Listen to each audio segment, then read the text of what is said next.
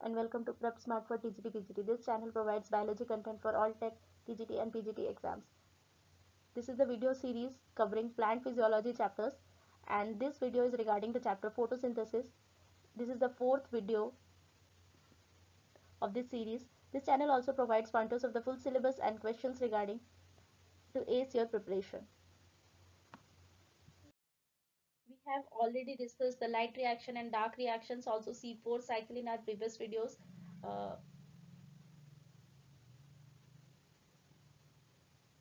If you want to watch those videos, I will link down the whole playlist of this photosynthesis series. In this video, we will discuss about photorespiration or C2 cycle. Why it is called C2 cycle? क्योंकि as C3 cycle और C4 cycle क्यों कहते हैं? क्योंकि carbon number जो fix होता है वो होता है 3 या 4. तो इन फोटो रेस्पिरेशन जो कार्बन डाइऑक्साइड फिक्सेशन होकर प्रोडक्ट बनती है वो 2 कार्बन की होती है. ठीक है, इसीलिए हम उसे फोटो रेस्पिरेशन कहते हैं. हमने एक मेजर एंजाइम के बारे में पढ़ा था जो था रुबिस्को, जो कि हमारा कार्बन डाइऑक्साइड का फिक्सेशन करवाता है. Okay, most abundant enzyme in the world is Rubisco. The full name of the Rubisco enzyme is RUBP, that is ribulose 1,5 bisphosphate carboxylase oxygenase. As it is a carboxylase oxygenase, ये दोनों के साथ bind कर सकती है, यानी कि CO2 and oxygen दोनों के साथ बाइंड कर सकती है, बट इसका affinity towards CO2 is greater than as compared to O2.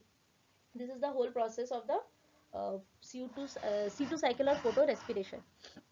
In the gray, the Kelvin cycle is given, and in black, the photorespiration is given. देख सकते हैं RUBP यूज क्या करेगी यहाँ पे. फोटोरेस्पिरेशन हमारा यूज कर लेता है, ऑक्सीजन को यूज करता है, एंड 3PGA प्लस फॉस्फोग्लाइकोलेट बनाता है. ग्लाइकोलेट जाता है हमारा ऑक्सीजोम्स के पास, जो कन्वर्ट हो जाता है ग्लाइसिन पे. ग्लाइसिन देन चला जाता है हमारा माइटोकॉन्ड्रिया के पास. Mitochondria forms glycine to converts glycine to carbon dioxide and serine. Serine then goes back to peroxisome. Serine gets converted to glycerate molecule and then it enters chloroplast and enters to the Kelvin cycle.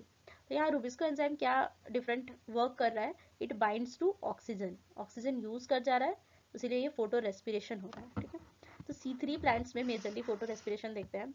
C3 plants में carbon dioxide fixation reduce हो जाता है. कब? जब oxygen हमारा Rubisco के साथ bind कर जाएगा, तो कार्बन डाइऑक्साइड बाइंड नहीं कर पाएगा एंड फिक्सेशन नहीं हो पाएगा. ऑक्सीजन बाइंड कर गया, ऑक्सीजन बाइंड करने से क्या होगा? वो क्या बनना चाहिए था? 3PGA बनता है, बट वो बन क्या जाता है? जब ऑक्सीजन बाइंड करता है रुबिस्को के साथ तो हमारा फॉस्फोग्लिसरेट और फॉस्फोग्लाइकोलेट बनता है, जिस प्रोसेस को हम लोग कहते हैं फोटो रेस्पिरेशन. फोटो रेस्पिरेशन में no synthesis of ATP and sugar. ठीक है, और ऑल्सो ये ATP यूज कर जाती है, सिंथेसिस नहीं करती है, यूज कर जाती है, और CO2 भी रिलीज करती है, इसलिए हम इसे एक वेस्टफुल प्रोसेस कहते हैं. ठीक है, जबकि हमने आगे प्रीवियस वीडियोस में पढ़ा था कि C4 प्लांट्स में जो है क्या है, फोटो रेस्पिरेशन नहीं होता है. क्यों नहीं होता है? C4 plants no photo respiration. How? क्योंकि हमने पढ़ा है उसके पास क्लैंस एनाटॉमी होती है, मेसोफिल सेल्स है, बंडल शीथ सेल्स है. तो वो क्या करती है? इंक्रीज करती है कंसंट्रेशन ऑफ CO2 को, इंक्रीज करती है ताकि रुबिस्को एंजाइम जो है वो जाके ऑक्सीजन के साथ बाइंड ना हो. ये हमने पढ़ा है कि ग्रेटर एफिनिटी किसके तरफ है? CO2 की तरफ है. कंसंट्रेशन इंक्रीज कर देंगे, रुबिस्को एंजाइम O2 से बाइंड नहीं होगी. Concentration of CO2 at bundle sheath cell increase किया जाता है. कैसे? OAA oxygen oxaloacetic acid, जो एक 4 कार्बन कंपाउंड है, उसको 3 कार्बन कंपाउंड पायरुवेट में बनाएगा. पायरुविक एसिड को बनाते हैं, जिसकी वजह से CO2 का इवोल्यूशन होगा, और बंडल शीथ सेल के अंदर में हमारा कंसंट्रेशन ऑफ CO2 इंक्रीज हो जाएगा. ठीक है, intracellular concentration of CO2 increase होगा, जिसके वजह से रुबिस्को एंजाइम जो है वो अपना ऑक्सीजनेज एक्टिविटी नहीं दिखाएगी, बस कार्बोजाइलेज एक्टिविटी दिखाएगी, यानी कि बाइंड करेगी कार्बन डाइऑक्साइड के साथ, फिक्स करेगी उसको. इसके वजह से ही C4 प्लांट्स में फोटो रेस्पिरेशन नहीं होता है. ठीक है, as we have already discussed all the processes like light reaction, dark reaction, C4 cycle, photorespiration, इन सारे प्रोसेसेस को करने के लिए बहुत सारे फैक्टर्स डिपेंडेंट होते हैं. तो हम उन फैक्टर्स को पढ़ेंगे. That is factors affecting photosynthesis. दो तरह के फैक्टर हैं, एक इंटरनल और एक एक्सटर्नल. ठीक है, पहले पढ़ेंगे इंटरनल, दैट इज प्लांट का खुद का अंदर का factors. It includes number, size, age and orientation of leaves, mesophyll cells, chloroplast, internal carbon dioxide concentration and amount of chlorophyll. और ये फैक्टर्स डिपेंडेंट कैसे हैं? थ्रू जेनेटिक प्रीडिस्पोजिशन और प्लांट का कितना ग्रोथ हो रहा है उस पर डिपेंड करता है. ठीक है, एक्सटर्नल फैक्टर्स क्या क्या है? Sunlight, temperature, CO2 concentration and water. ठीक है, एक एक करके देखते हैं. पहला है सनलाइट. सॉरी, पहले हम देखते हैं इतना सारा फैक्टर्स हुआ, sunlight, temperature, CO2 concentration, water, all these factors affect photosynthesis at various levels. बहुत सारा जब फैक्टर्स हो जाता है तब एक प्रॉपर्टी और लॉ आता है, that is Blackman's law. Blackman has given a law of limiting factors that states when multiple factors affect process, the rate of that process is determined by factor that is closest to its minimum value. यानी कि Blackman का law of limiting factor show करता है कि जब बहुत सारे multiple factors एक प्रोसेस को अफेक्ट कर रहे हैं तो उस प्रोसेस का रेट कौन डिफाइन करेगा, कौन सा फैक्टर डिफाइन करेगा, वो फैक्टर डिफाइन करेगा जो अपने मिनिमम वैल्यू के नज़दीक है, वो फैक्टर हमारे प्रोसेस का रेट डिसाइड करेगा.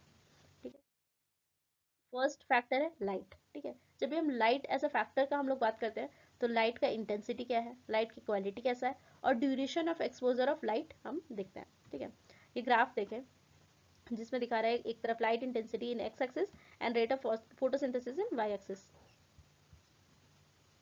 ओके, दिस शोज जब लाइट इंटेंसिटी बढ़ाया जा रहा है, rate of photosynthesis up to some limit it increases, but जैसे जैसे लाइट इंटेंसिटी ज़्यादा बढ़ाया जा रहा है रेट जो है एक सैचुरेशन पॉइंट पे आ चुका है. ठीक है, तो एक linear relationship between incident light and rate of photosynthesis है. ठीक है, जैसे लाइट का इंटेंसिटी बढ़ेगा क्या होता है, ज़्यादा अप बियॉन्ड अ पोर्शन अगर लाइट का इंटेंसिटी हम बढ़ाएंगे तो ब्रेक डाउन होगा क्लोरोफिल मॉलिक्यूल्स का, जिसकी वजह से फोटोसिंथेसिस का रेट डिक्रीज होगा. लाइट सैचुरेशन हमारा कब आ जाता है, जब 10% सनलाइट एब्जॉर्ब करने पे ही लाइट सैचुरेशन आ जाएगा. दस लाइट जो है हमारा लिमिटिंग फैक्टर पे काउंट नहीं होता है. ठीक है, नेक्स्ट है कार्बन डाइऑक्साइड कंसंट्रेशन, जो कि एक मेजर लिमिटिंग फैक्टर होता है फोटोसिंथेसिस के लिए. जब कार्बन डाइऑक्साइड फिक्सेशन का रेट ज़्यादा रहेगा, कब ज़्यादा हो जाएगा, जब हमारे एटमॉस्फेयर में इंक्रीज हो जाएगा कार्बन डाइऑक्साइड कंसंट्रेशन. इंक्रीज कब होगा, जब 0.05% या बियॉन्ड उसके चला जाएगा. लो लाइट कंडीशन में दोनों ही C3 और C4 प्लांट्स, लो लाइट कंडीशन है और हाई कार्बन डाइऑक्साइड कंडीशन है, दोनों ही जो प्लांट्स है वो दोनों ही रिस्पॉन्ड नहीं करेंगे ऐसे सिचुएशन में. बट अगर हाई लाइट कंडीशन हो और हाई कार्बन डाइऑक्साइड कंडीशन हो तो C3 एंड C4 प्लांट्स दोनों ही रेस्पॉन्ड करते हैं. एंड रेस्पॉन्ड क्या करते हैं कि रेट ऑफ फोटोसिंथेसिस इंक्रीज हो जाता है. This property of C3 plants को यूज करके उनको ग्रीन हाउस क्रॉप्स की तरह यूज करते हैं, such as tomato, bell peppers, और उनको अलाउ किया जाता है ग्रो करने के लिए CO2 इनरिच्ड एटमॉस्फेयर में, ताकि वो हायर यील्ड दे. ठीक है, तो कार्बन डाइऑक्साइड कंसंट्रेशन एक मेजर लिमिटिंग फैक्टर है हमारा फोटोसिंथेसिस के लिए. नेक्स्ट है हमारा टेम्परेचर. ठीक है, डार्क रिएक्शन ज़्यादा इफेक्ट होता है, क्यों, light reaction doesn't majorly gets affected through temperature. Dark reaction effect हो रहा है ज़्यादा क्योंकि वो एंजाइम्स से वर्क करता है. अगर आपने बायोमोलिक्यूल्स चैप्टर पढ़ा होगा तो आपको याद होगा कि enzymes are temperature dependent.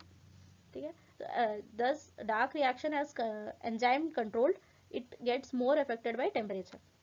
High temperature होगा तो C4 प्लांट्स अच्छे से टॉलरेट कर पाएगी उसको, और रेट ऑफ फोटोसिंथेसिस को भी इंक्रीज दिखाएगी, जबकि C3 प्लांट्स का ऑप्टिमम टेम्परेचर थोड़ा लोअर होता है, जबकि C4 प्लांट्स का ऑप्टिमम टेम्परेचर थोड़ा हायर होता है. ठीक है, हाई ऑप्टिमम टेम्परेचर दिखाएगा ट्रॉपिकल प्लांट्स ज़्यादा दिखाएगी with in comparison to temperate climate plants. Last factor affecting photosynthesis is water. Water का ऐसा कोई डायरेक्ट रोल नहीं होता है फोटोसिंथेसिस को अफेक्ट करने में. ठीक है, बट वाटर स्ट्रेस के कंडीशन में हमारा ये इफेक्ट होता है. कैसे, वाटर स्ट्रेस के कंडीशन में क्या होता है, स्टोमेटल क्लोजर हो जाता है, जिसके वजह से हमारा CO2 का एबिलिटी रुक जाएगा. ठीक है, जिसके वजह से फिर हमारा रेट ऑफ फोटोसिंथेसिस कम हो जाएगा. और एक चीज होता है, वाटर स्ट्रेस के कंडीशन में हमारा लीव्स विल्ट कर जाता है, यानी कि कोलैप्स कर जाएगा, जिसके वजह से सरफेस एरिया ऑफ लीफ कम हो जाएगा और मेटाबॉलिक एक्टिविटी भी कम हो जाएगा.